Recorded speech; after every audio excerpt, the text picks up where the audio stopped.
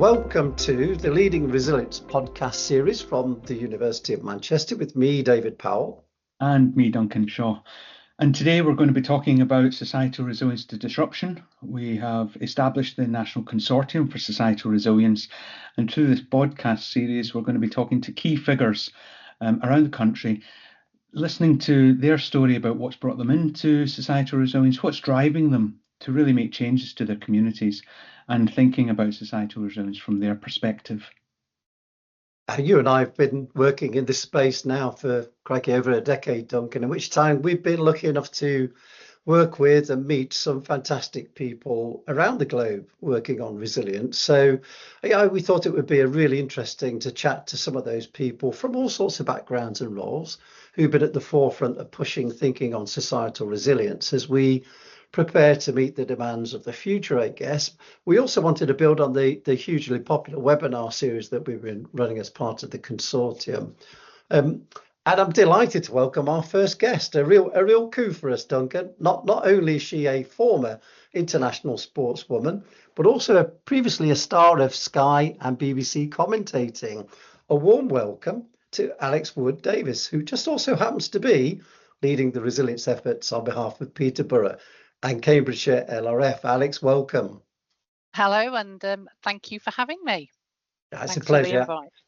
It's a pleasure. Alex, you and I have known each other for much longer, actually, since we were, well, can we say young police officers in Nottinghamshire? So it was great to see you a while back when you started in your current role. But I was also keen, actually, that our first podcast should feature somebody who is right at the coalface of delivering the resilience agenda at a local level. But maybe before we get into some of the detail of that, Alex, you just tell us a little bit more about you, the careers that you've had, how you ended up being in this working space, and how you end up being quite so famous. Okay, so you've previously alluded to the fact that we knew each other in Nottinghamshire, and having chosen to go directly into policing following A-levels, rather than going off to uni, I served for 16 years in Nottinghamshire as a constable, before transferring down to Cambridgeshire to seek promotion. I gained experience in uniform policing around the conurbation of Nottingham, working on division, traffic, armed police, armed response policing. I was there, this makes me feel really old, I was there on the original Airwave implementation when we went over from UHF and VHF over to Airwave, and then into crime training. So trying to deliver officer safety training to new and legislative training to very seasoned detectives. So that was certainly a challenge in itself. So I got a taste for continued professional development at that time, and then commenced a 6-year part-time law degree with the Open University at that time. That would become the only constant in my life, and a very changing life at that time. And it was around about 2007, I think it was, that I transferred to Cambridgeshire. I made temporary sergeant within about first 4 months working in Peterborough, which was lots of similarities to Nottingham, but a lot smaller. Took my sergeant's board within the first 6 months transferring, and I remember going for feedback after my my board process, and a male chief superintendent at that time advising me that I was a woman of a certain age and I'd go far. I'm sure he meant it as a compliment, but at the age of at the age of 36 at the time, I think I was pregnant with my first son within the first within a year after that. I then proceeded to have 2 more children as I'd transferred and as a sergeant, so motherhood sort of took over at that time. But I was ambitious, and I had transferred hoping to get to superintendent before I retired, but motherhood overtook that. I did make it to inspector. I did work in the region of sort of force duty manager, Oscar 1, so control room inspector roles, which incorporated the firearms commander, and working within organisational improvement, which dealt with culture change, governance inspection, and ethical dilemmas, which is always one. So yeah, having obviously been a police officer for my entire adult life, I then reached retirement in January 21, immediately after COVID, and found myself in a bit of a state of flux. Worked for a local authority for a short time, as a base level role, part-time in planning enforcement. But I think used that time to realise that perhaps working for a local authority wasn't for me. And it was at that point that I was drawn back in to the LRF world and find myself here. Okay, but so you've really neatly sidestepped the fame. So you come on, I think you better share a little bit more about what that's all about. Yeah, certainly. So the only other sort of constant throughout my policing career was that certainly whilst I was in Nottinghamshire, I was also playing for England netball. So I was a former international netballer. I gained 48 caps. I was a World Championship bronze medalist. I went to a couple of World Championships and Commonwealth Games in 2002. So it's always been a bit of a side hustle. So I might be going on tour for 5 or 6 weeks with England, but coming back and working on an armed car. So yes, that's where the side issue came from. But I'm still playing netball, still out there as well. And I also coach now. Brilliant. Thank you. Thanks for explaining that. Duncan. Alex, how did you get into the world of resilience? So I understand, obviously, the policing would have taken you through that command and control experience into the world of the LRF. But why resilience and societal resilience at that? Okay, well, partly by pure chance. I had seen the job advertised, and as I say, I wasn't hugely happy with where I was at in terms of my post-retirement roles within local authority and doing a bit of coaching. I really wanted to come back full time, as I felt I'd got more to offer. I'd previously worked for the LRF as a sergeant doing some project management for them within resilience telecommunications. So I was actually aware of the LRF, which is fairly unusual for your average police officer, because most people don't, other than the whole JESIP and the emergency preparedness. And this role had actually been, I clearly didn't run quick enough. This role had been advertised a couple of times. They didn't feel that they'd found a candidate that was suitable for all sorts of different reasons. So I was approached and asked to take up the role. It was only a fixed term, or it is only a fixed term contract of 2 years. And I think that's another factor in terms of the challenges around recruitment. What was it that they were looking for? What was it that was so difficult to recruit to? I think there's a couple of things. I think it was difficult because it was a 2-year fixed term contract. I also think the grade and experience, so the grade of pay and the experience that they're expecting to get for that level of pay is another challenge, because I deal with practitioners, I deal with CEOs, I deal at a very tactical and strategic level. And if you think about it, the pool of people that have that expertise is fairly narrow. It's no surprise that my colleague, who is also what we call a development and support coordinator, is also a retired officer, and he's also a retired chief inspector. So that allows that community to obviously be on a pension and take probably a relatively small wage for the responsibility and work that they're delivering. Great, thanks, Alex. I'm always intrigued, because obviously I made a very similar journey myself. Alex, when I left Nottinghamshire Police, how you found that transition from policing? I mean, you've explained, obviously you had an insight to the LRF and a little bit of working with partners, so that was probably very helpful. But I wonder what kind of brief you were given, whether you felt there was much direction, strategic input to what they wanted you to achieve, or if you really needed to grasp the nettle and shape that thinking for yourself. And I guess the really interesting question is, have you been successful, do you feel, or what do you think will need to be done for it to be successful? Yeah, I mean, I laugh a little bit, because actually my brief was develop community resilience within Cambridgeshire and Peterborough, and it was as broad as that.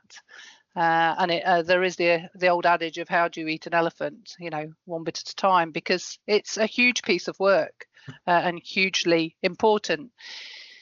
My first steps were around understanding what it was, what the ask was, and then also look at what was being done elsewhere in the country. And I very quickly discovered that it was all still fairly embryonic in terms of, so Cambridgeshire and Peterborough, I think, were not pioneers. We're not the first to do this, but we're by no means the last. And in fact, I think we're sort of, you know, top of table in terms of the work that we're delivering. So yeah, and I was very fortunate in the fact that within about the first week, I was lucky enough to come to the NCSR first conference, which enlightened me and provided some real insight for me in terms of what the whole concept was really as to what I needed to achieve. But it also gave me those vital contacts, and let's make no bones about it, this work is around people, and it's about networks, and it's about understanding what the ask is. So also at the time, in terms of the NCSR, were working on the strategy and the manual. I'm quite a simple person in my approach, and I think, why would I sit and spend time trying to reinvent the wheel when that work is being done by, you know, trusted academic partners elsewhere in the country? So I very quickly seized on the opportunity to use your strategy and manual, and managed to get that past my strategic board back in September of 23. So that gave me a starting point.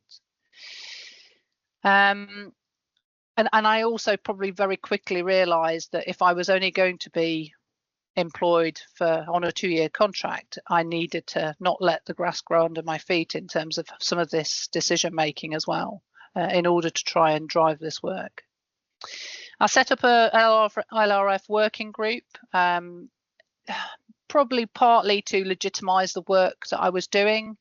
That allowed me to run ideas past the group. It served as partner consultation as well. But the group that I formed was quite unique in terms of LRF groups within Peterborough and Cambridgeshire, because it had a large section of the voluntary sector involved. So the voluntary and community sector, we have representatives from disability groups on there, from faith, as well as the councils for voluntary services as well. And in fact, my vice chair is the CEO of CVS, Mark Freeman. Certainly Mark Freeman, Julie Farrow at Hunts Forum, and Jill Benedicts up at Peterborough CVS have really supported this piece of work. So we've really looked at trying to develop a fully inclusive membership to the working group. And I would also use that group to celebrate and amplify some of the good initiatives that were actually happening, not just within the statutory partners, but also within the voluntary and community group as well. I then looked at developing a pilot, because we like a good pilot, don't we? Test it small. And again, in the hopefully the true ethos of the NCSR strategy, it was starting small, and then with the hope of them building on that and developing it further. We're still within that pilot. I've got 2 areas. I've got St Ives, which is St Ives Cambridgeshire and not St Ives Cornwall. St Ives, which is a small medieval market town of around a population of 16,000. We're trying to introduce community resilience to that community, and they've really embraced it. And then we also looked at a small collection of villages, basically mainly based around the village of Alconbury, which are an awful lot smaller. You know, I think their population's only about sort of 1,200, very small, and the different challenges that delivering this in those 2 localities, before we then start looking at the really challenging stuff around trying to deliver this in our cities or urbanised areas. I've managed to bring in the likes of the British Red Cross, Building Resilience Together, as extra resource. So they're now running shoulder to shoulder with me at the meetings. And I also was successful in the innovation bids just before Christmas, together with Greater London, West Midlands, Leicester, Leicestershire and Rutland and Cleveland in the business networks research. So that's ongoing at the moment. We're trying to look at how we bring local small to medium-sized enterprises to the table as well.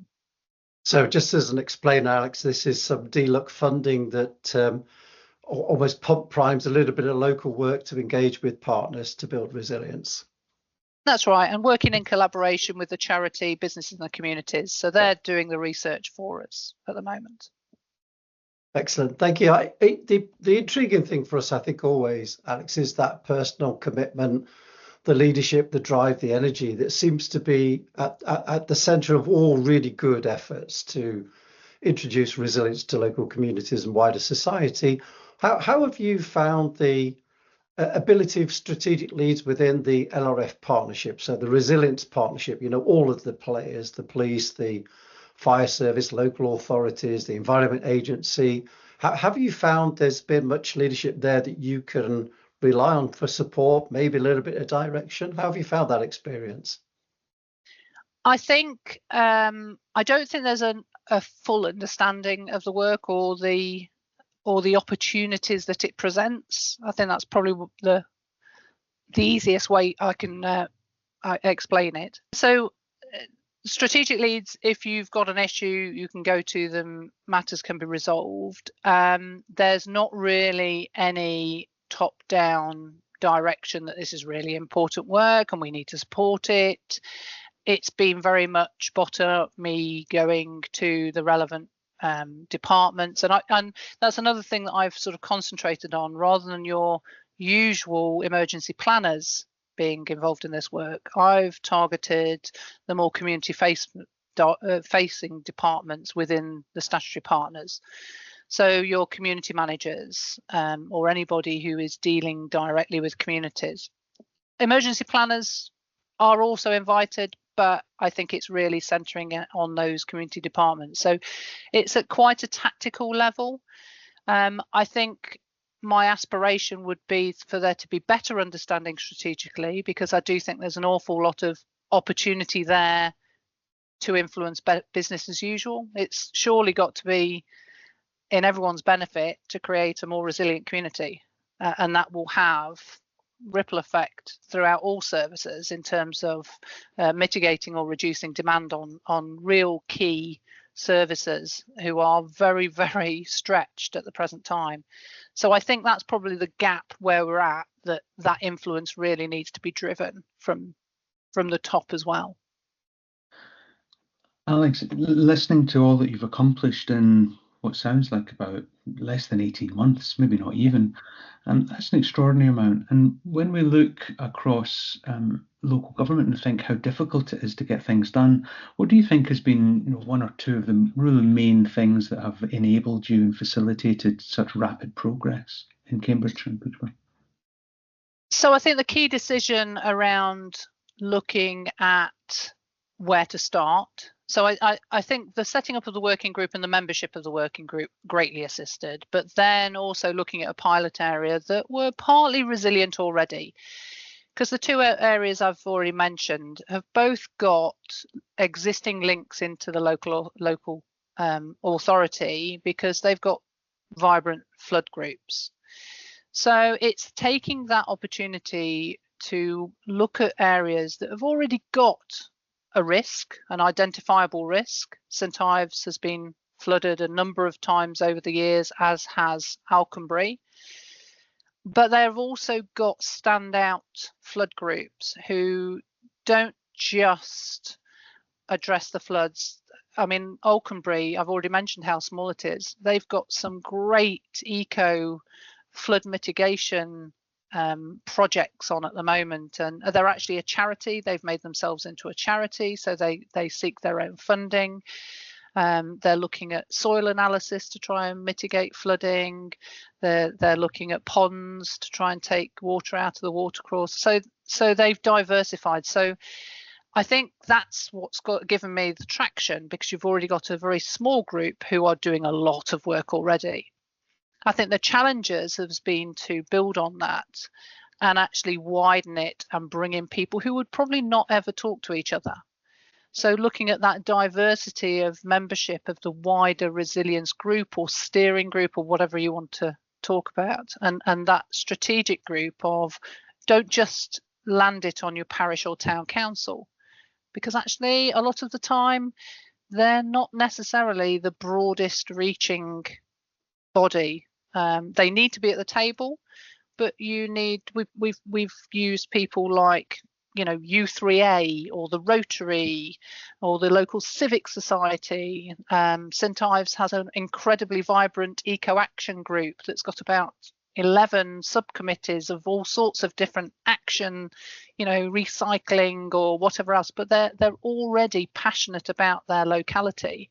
If you can harness that and draw them together and get them round the table, even your local, I've managed to get the local amateur radio society, Huntingdon Amateur Radio Society, to the table for the whole resilient comms piece as well.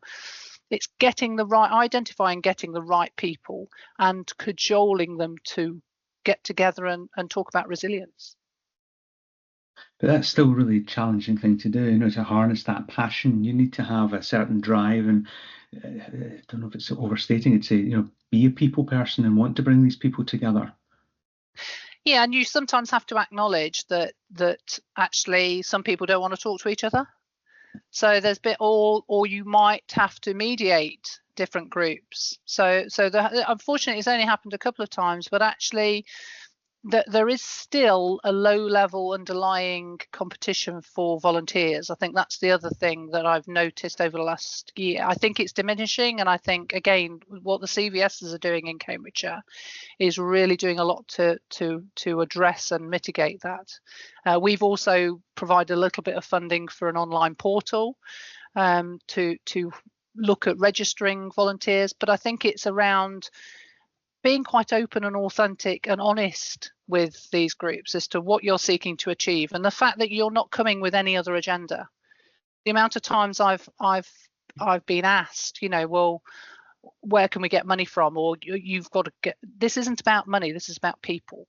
And we need to probably emphasize the fact that yes, there will be an element of funding at some point in some areas, but actually the first and foremost with regard to this is about people. It's about understanding people, and it's about the ability to be able to positively influence them and their behaviour.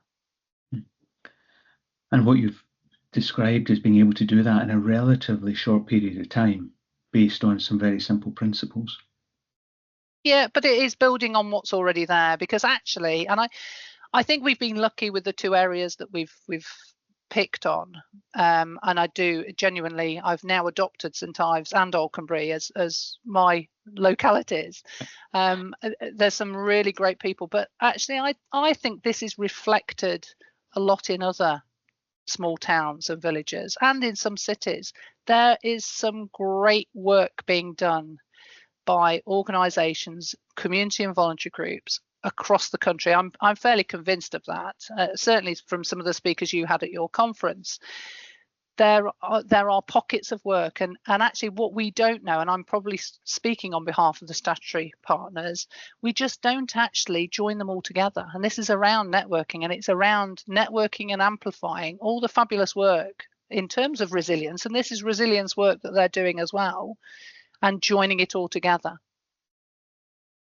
It's I mean, it's extraordinary, Alex. I mean, Doug has referred to it. You've mentioned before you're on a short-term contract. We see that as being a very frequent answer locally through local resilience partnerships who, you know, establish a post for 2-3 years and say, we'd like you to go and deliver community resilience. Off you go. How on earth do you gain the skill sets that you've just articulated? You know, what could we do to help, I guess, is the really important question beyond that. You know, where do you get those skills from? Can it be taught? Well, I genuinely think, I reflect back on my policing career and the varied roles I've had within policing, and I credit all of who I am to my 30-year policing career. Yes, there are elements of other stuff even the netball. I know it sounds silly, but I'm fairly well travelled, and I've had to deal with some fairly resilient issues overseas at times. But it's the experiences that make a person, and I don't think that is something that you can just pick up and run with. And this is where we go back to the recruitment and getting the right people to deliver this. This is quite a bespoke role in order to not only lead, so if you're looking at somebody who's really invested in leading it, but also then the delivery of it. So I think there's two aspects there. And I, with the best will in the world, I look at, I mean, I've got 3 sons who are all at school age, but I look at them and I try and make them different, because I say, look, you know, we've got a very one size fits all education system, and with an insistence on grades and everything else. But actually, if you're an employer, you want somebody who stands out. So we talk an awful lot to our sons around, look, you need to be more resilient. You need to be somebody who can be relied upon. So it's those common values that actually I think employers would seek, that you actually need for this role as well. You know, those people who offer a little bit of something different rather than the norm. And somebody who can sort of work on their feet and come up with decisive action, you know, and get people to follow them. That's a brilliant way of describing the personalised benefits, I guess, of resilience as a subject. But you mentioned earlier on, I think you were hinting that maybe we need to work out how to exploit the opportunities that societal resilience might present on a broader footing. Alex, I wonder if you just explain a little bit more about that. Absolutely. I mean, I could take it very much from an Oscar 1 role. So the Oscar 1 is the inspector who sits in the control room, who has to manage all the demand that comes into a police control room through 39s calls or at times 101 calls. There have been many times, it's a very lonely place at times. You sit there and you see all the calls coming in and you think, oh my goodness, these are life and death calls that I haven't got resources to go to, or I've got, you know, members of staff who are desperately trying to resume police officers from one role to, you know, it's like rearranging the deck chairs on the Titanic at times. So, and that's reflective across the country. That's no different in Cambridgeshire as it is in any other force area. If I'd have, so one aspect of the community resilience stuff is around the use of volunteers, and I will give a shout out to Bedfordshire, actually, who's one of our collaborated partners within policing. And I know that they use volunteers quite a lot for their emergency response. We have got a very small cohort. Some of them we share with Beds as well. So there's Cambridgeshire Search and Rescue, there's CAMS 4x4, who are a group of 4x4 enthusiasts, but have got these great vehicles, who are really positively motivated, who can add to an emergency response. So if you think in certain circumstances, if I'd have known at that time, and I'm talking these voluntary organisations have emerged since my time in the control room, but if I'd had that option, they give a different aspect. Are there other voluntary organisations that actually we could call upon in those really challenging ways, times, even when it's not necessarily a major incident? Are those relationships able to be built whereby actually there's certainly a willingness from our voluntary responders to have more involvement, even if it's just practicing, you know, working alongside the fire service, you know, to search and rescue, they get called upon. So I think there's all sorts of benefits, and I could probably reflect that over the local authorities as well, and environment agencies. So if you're talking about flood mitigation, there's an awful lot of opportunity, and it is all around opportunity. One opportunity that you've described is the opportunity with the voluntary sector.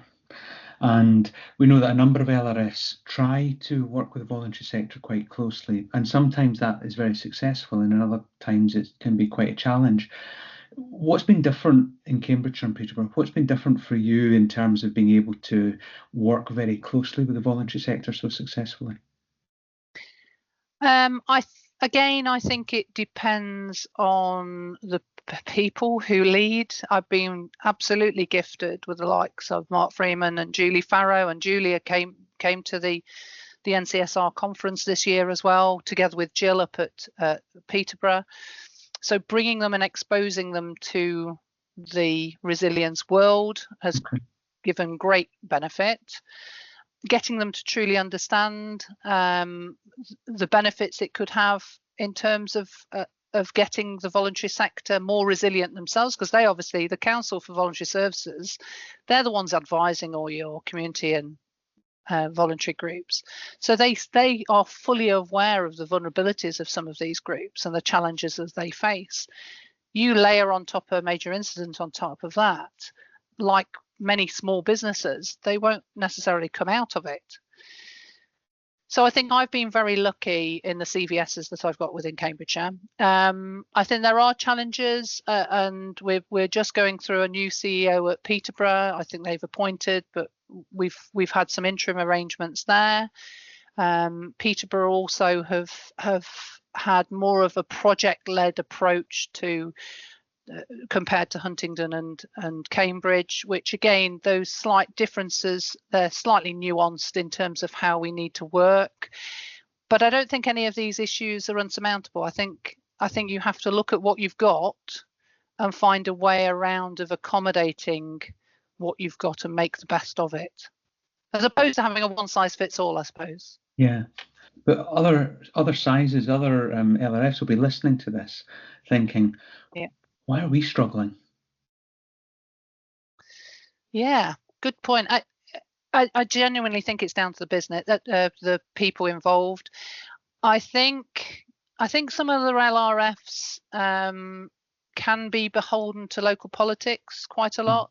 And I genuinely think politics with a small p and a large P can be a challenge.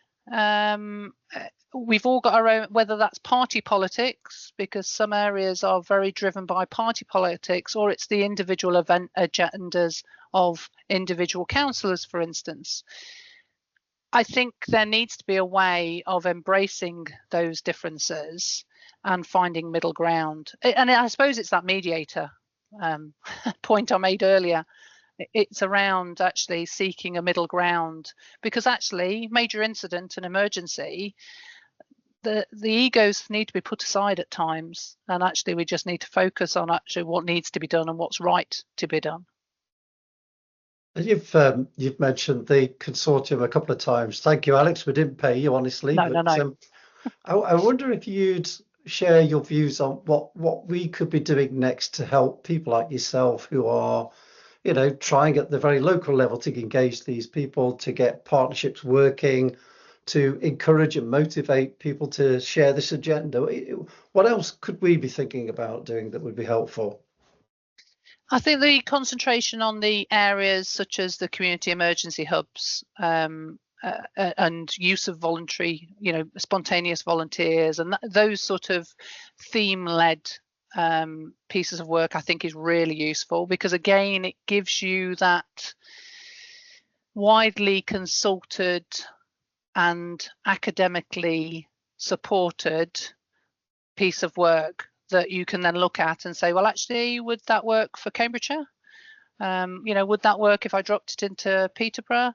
We don't like your hubs comment. You call yours the community emergency hubs. We can't have hubs. Hubs is literally a four-letter word in Cambridgeshire.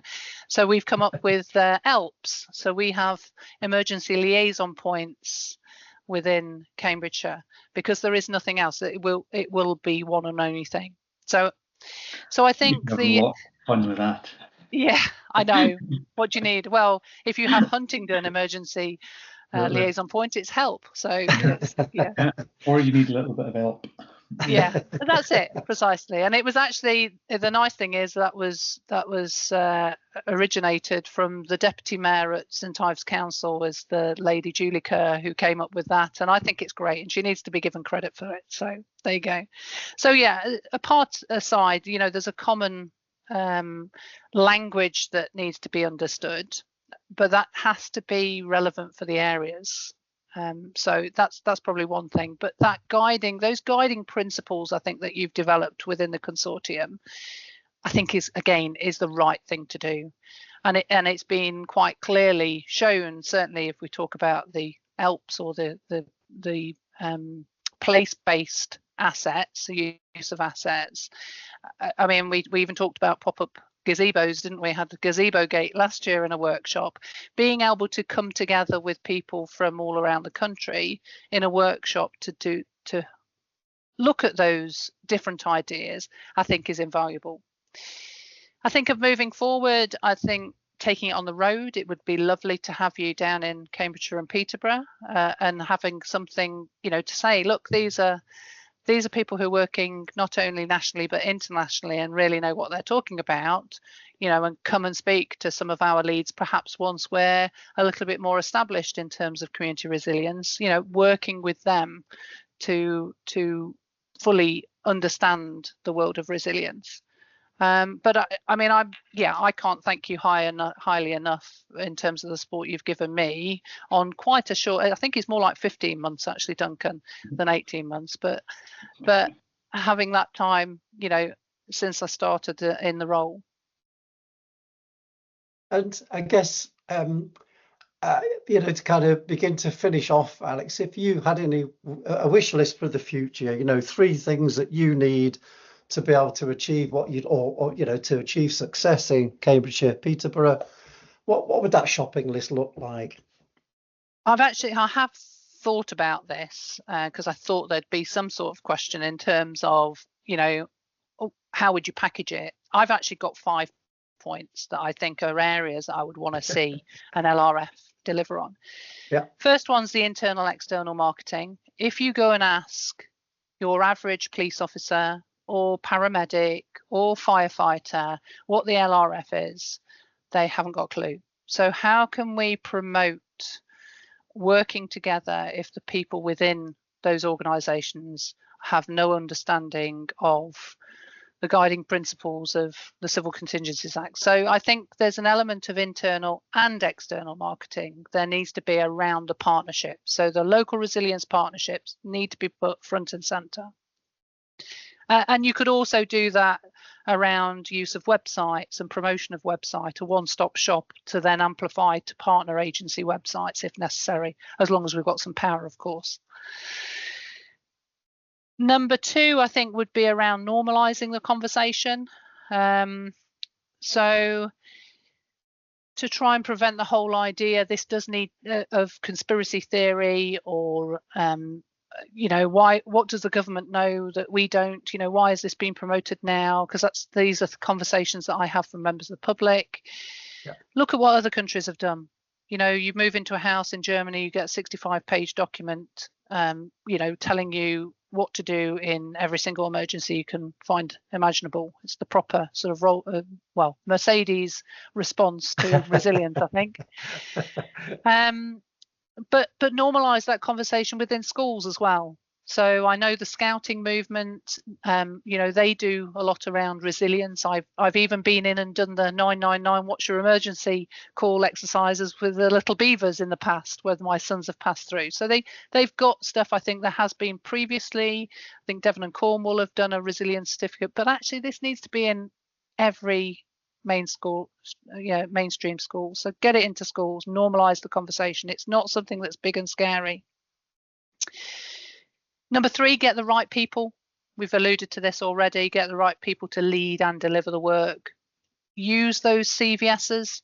They're the trusted voices within communities.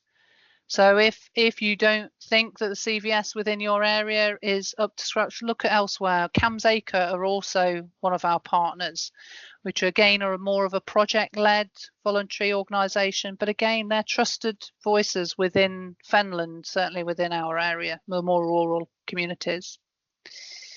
And I think sometimes you've got to ask yourself, am I the right person to deliver this? Do I believe in it? Am I invested in it? They're the sort of questions you need to be asking. Number 4, don't think about, and I've mentioned this already, don't think it's always about money and that money is always the answer, because it isn't. It is around people and networks. But as a side issue, and you've already mentioned this, there needs to be more thought and consideration around it being a more sustainable funding model for the whole piece around community resilience. And then probably finally, the fact that there's no quick wins. This, and again, it's a cliched analogy, but it is like steering a, oil tanker through the ocean. It turns very slowly. This is around cultural change. It's around influencing behaviours. Some communities will pick it up, seize it, run it. They'll have a plan on your table at the end, the end of the month sort of thing. Other communities, which I have found, will take a lot longer to actually think, can I be invested in this? Is this something that actually I've got head time or space? And bearing in mind, we're talking about volunteers. Have I actually got the capacity to take on another piece of work for this? So sometimes you have to tailor it. It might just be getting them to put it as an agenda item, a standing agenda item on their committee meetings for their group. That might just be as much as you can muster for some areas, all the way up to having a task force of resilience wardens in an area that will be activated at times. So it needs to be scalable, but there's no quick wins, and it will certainly be something that will need to be driven repeatedly, and it needs to be sustainable as well. What's going to be still here in 15, 20 years time? Yeah, great, thank you. Duncan, any last questions from yourself? Yeah, I've got two.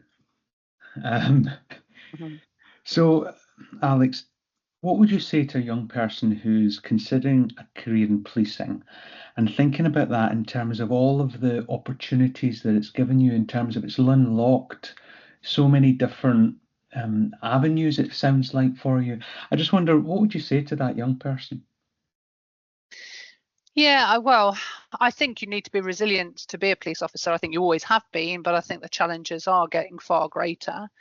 But I think any career, and this isn't just policing, this could be any of the statutory partners' careers, it's around what you make of it. So actually, there will be successful police officers. There will be people who have been in and out of the police and not really seized those opportunities. But certainly policing provides an awful lot of varied roles and opportunity. So there's an awful lot of opportunity there. There are other opportunities in partner services as well. If you look at the NHS or the ambulance service, paramedics, fire service, there is an awful lot of opportunity there. But actually that also comes back to resilience, because in any of those, the common factor is the fact that you're going to have some real tough challenges ahead. So it's certainly not something that I would encourage any young person to go into unless they had already thought about personal resilience. Is this something that what you're letting yourself in for?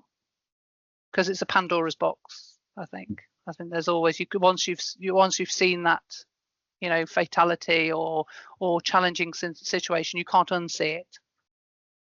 So the second thing, Alex, was, what is your motto that keeps you getting up in the morning to do this work? There's one piece or sort of one example with a sentence I tend to deliver when I talk to communities, and that's around, I don't do this work as I'm expecting to have to use it. I do it because if I do need to use it, then it's likely to be the worst day of my life, and I'm more prepared or more likely to come out with a positive outcome. And I give that around the example of just over a year ago in the Moroccan earthquakes, and a lady who was working out there, I think as a teacher, was interviewed. She said that she was woken up in the middle of the night in her room, and she just remembers being told at some time in the past as to what to do in an earthquake.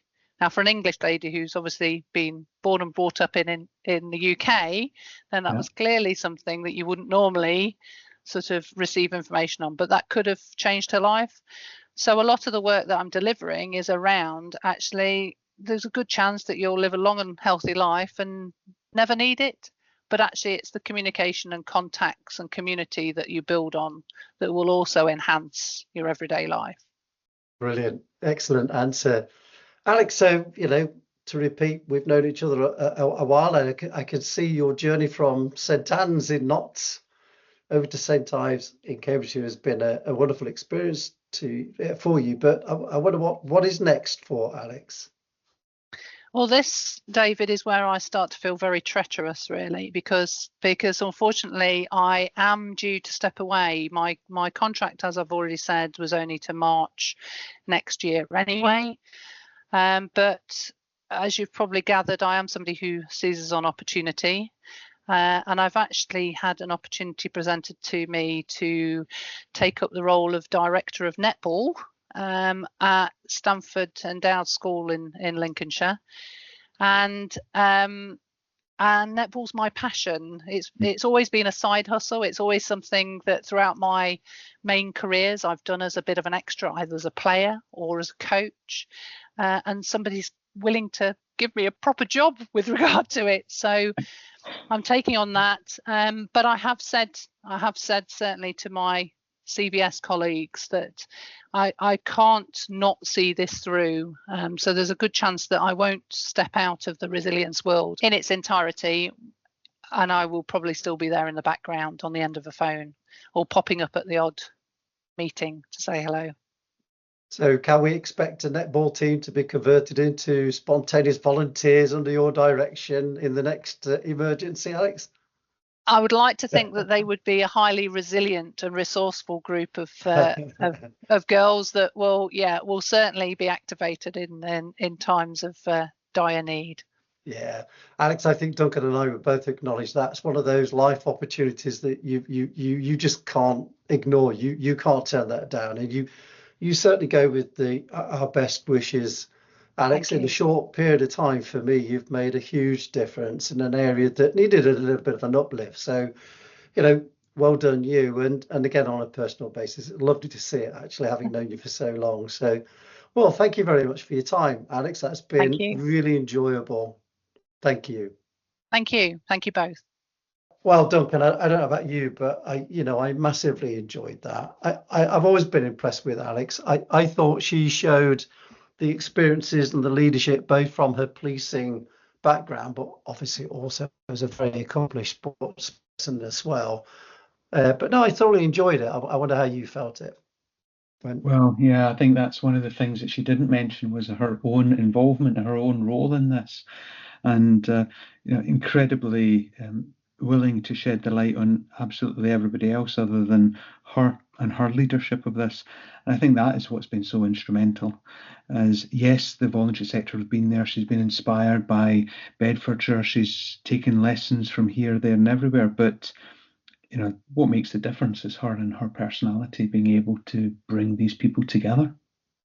And in such a short, period of time as well is quite remarkable, I think. Isn't it? But I think she covered off lots of really useful things. Hopefully that the audience, people who listen to this podcast, will find very inspirational and also helpful in their own thought process.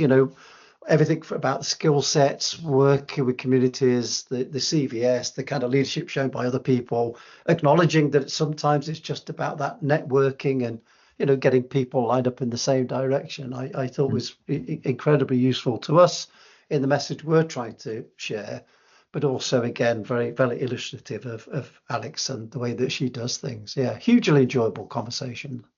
Yeah, I thought one of the key things really for listeners would be, well, where do you start with all of this? Because I think that's one of the challenging places is, well, listening to all the success that they've had in Cambridgeshire and Peterborough is, well, that's great, but how do I reflect, how do I sort of build that into my own place? Well, what Alex said was, well, you start off with a working group, you find a pilot area, you identify a risk, you get local partners that are already interested in this topic, you bring them together with wider stakeholders and you harness the passion of local people. And whether that's with the voluntary sector, statutory bodies, but you just have to start. You can't start by looking around and thinking forever, where am I going to start? You've just got to start. Yeah, and I think she makes a very good point about making sure that everybody in the partnerships, the formal responding agency, understand the role of the LRF. Because I agree with her. I don't think it's as widely understood as it might be. But actually, I was more impressed with the comment about normalising the conversation. Yeah. Thinking about the best ways to talk to members of the public about this particular issue, these challenges, in a way that takes the cynicism out of that discussion, but gets it right down to some of the practicalities of the benefits to them and their families, their businesses. What I've heard, from my own children, 9 years old, 14 years old, they have such a lot of disaster risk reduction teaching within their school. They learn about earthquakes and tsunamis. They learn about natural hazards. They learn about man-made events. It is extraordinary the amount that is already in the curriculum, and it's how do we almost realise that is already there. It's already in schools. It's already coming back home. We see it. So where is the added value that maybe the LRF can offer into that conversation?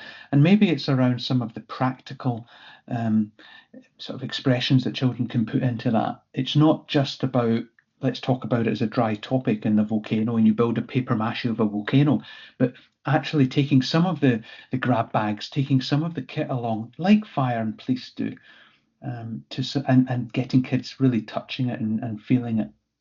Yeah, I guess the one slightly concerning point, Alex was quite right to talk about sustainability, and I think she was talking about funding models, etc. But we are increasingly hearing, you and I, the word continuity.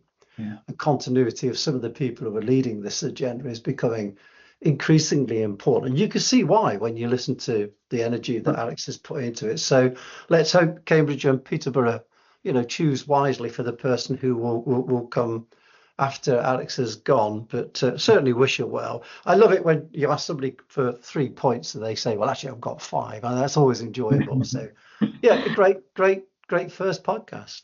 But her last point was, well, there are no quick wins. Yeah. And that can be difficult for an LRF to think about of, well, we've got somebody on a 2-year contract and you're telling me there's no quick wins. So maybe we need to think in the consortium as to, well, what can we do in a relatively quick manner that can help those initial footsteps to be taken? Yeah, great point to finish on. Well, thank you, Duncan. Really enjoyed it. First podcast done. Yeah, well Thank you. done, Alex.